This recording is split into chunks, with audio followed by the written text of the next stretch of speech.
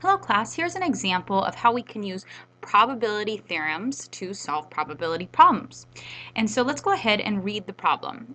A population of students were sampled and asked what type of music they listen to, rap music or country music or both.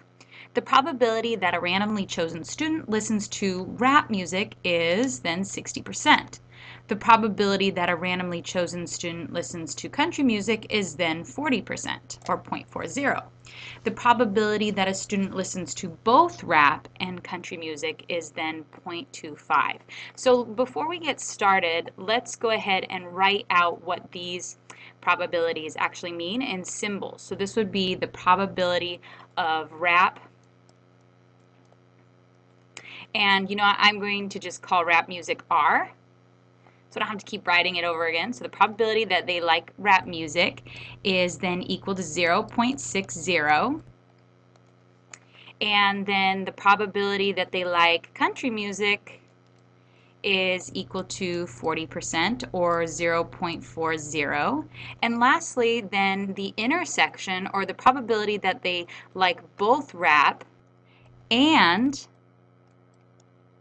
country music, is then equal to 0.25. So these are the people who like both. They don't make the distinction between the two. Okay, so how can we write this out using a Venn diagram? A Venn diagram is one of those things that we can use to visualize probabilities. And so what we want to do is first we'll draw a big box. This is our entire sample space. So of all the students that could be sampled, they live in this sample space. And then we want to draw in a circle for the students who like rap music, and then a circle for the students who like country music. And notice how my two circles overlap. That's because these two events are not mutually exclusive. Essentially, you could like rap music and country music at the same time. And in fact, this little overlap area is called the intersection. And that is exactly what the probability of R and C is. It is called the intersection. In this particular example, it is then 0.25. So let's go ahead and maybe draw a little arrow because I did that a little bit too small. 0.25. So that's my middle area, that's my intersection. And if then I want to draw in the rest of the circles, I know that this in-between area, so the people who like rap music and country music is 0.25. Well, the people who just like rap music, or in general, the chance that I randomly select somebody who likes rap music is 60%, which means that over here, the leftover amount for this circle is 0.35. So then the entire circle is equal to 0.6. Now that same theory goes along with the country music, is that the intersection part is 0.25, but the entire circle must add up to 0.40. And so I can then add in the difference, which in this case that's 0.15, and so my entire circle will add to then 0.40. It's important if you're doing a Venn diagram to start in the middle and then work your way out so that your entire circle is the same as then the just simple probability of the one event that you're looking for. The reason why this is also a good idea is that then your entire sample space will add to 1 rather than something over 1. So we can find actually the probability that a randomly selected student doesn't like rap music or country music by just adding these up, which happen to add up to 0.35 plus 0.25 is 0.6 plus 0.15 is 0.75, and so the leftover, or the complement of that, will be 0.25, because this entire sample space must add to 1. So let's go ahead and read some of the questions and see how we can answer them. This first question says, what is the probability that the student listens to either rap music or country music, or both? Well, it turns out we actually already calculated this. We can simply just then add up the probabilities that apply to our scenario. And so we could see that this area here and here, I'm going to shade that in, so here and all of this is then when students like either rap music or country music. Well, if I shade this in and look at that, well, I can just add up these probabilities. This is 0.35 plus 0.25 plus 0.15, which is then equal to 0.75. So doing it through the Venn diagram is one way we can solve this problem. Another way we can solve this problem is through the additive law of probability. So we know that we're looking for the probability that a student likes rap music or that they like country music. This is then equal to the individual probabilities, the probability that they like rap music, plus the probability that they like country music, and then minus the intersection, so minus the probability of R and C. Well, we already know all of these probabilities. They're up here. So this would then be equal to 0.60 plus 0.4 minus then the intersection of 0.25.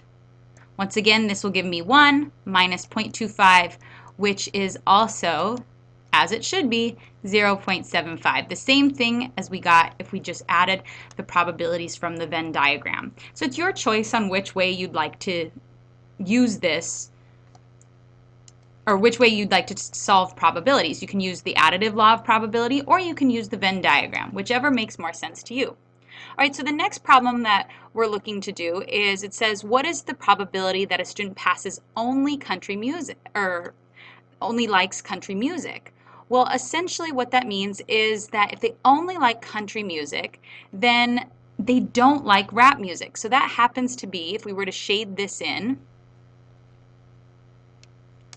that's only this area. It's not then the intersection as well. So there's a couple ways we can solve this. Obviously, if we have the Venn diagram, we can easily just see that that is equal to 0.15 or 15%. Another way we could think about this is taking the probability of liking country music and just then subtracting off the intersection. So minus R and C. This, of course, will get us the same value as before, and that will be 0.40 minus 0.25, which is exactly the same as 0.15. So looking at the Venn diagram is really easy to just kind of visualize that if you set it up correctly, but also you could solve it using this formula. All right, let's look at another problem. So part C says, what is the probability a student does not listen to either genre? Well, actually, this is something that we've already calculated as well. If we look at this, then it's everything that's outside of these circles. So this is then this area, not including that little extra intersection. That's really this here. So everything outside here is this value, 0.25. Essentially, it's everything that's not in these two circles. So we've already calculated that by looking at it with the Venn diagram, which means that we can just say, okay, this is 0.25. But another way you could think of it is thinking of the complement. So if we know the probability of R or C, then we could take 1 minus this to get the probability of it not happening. So 1 minus 0.75 will give us then the 0.25. And lastly, let's go ahead and look at part D. What is the probability that students listen to rap given they listen to country music? Well, if they listen to country music, then we only care about the people who listen to country music. That's the way that conditional statements work, is that we no longer care about the entire sample space. We want to minimize it to just this area.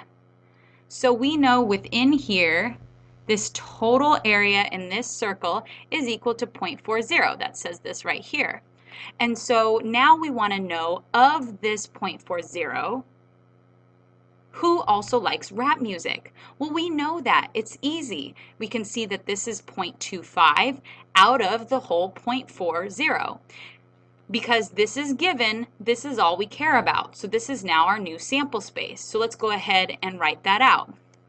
So D is then equal to 0.25 all over 0.40.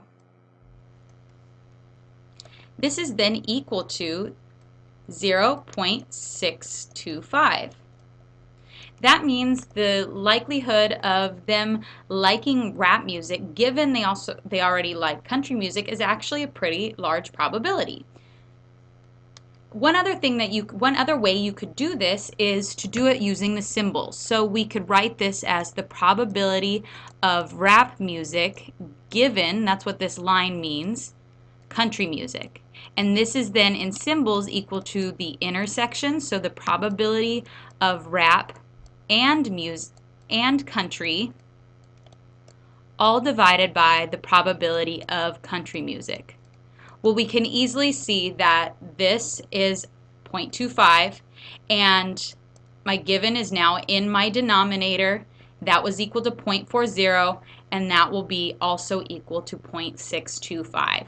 So there's another way that you can do the conditional probabilities by either looking at the Venn diagram and minimizing your sample space or using the symbols. Hopefully this example helped you understand how to do probability problems using a Venn diagram and some of the laws of probability.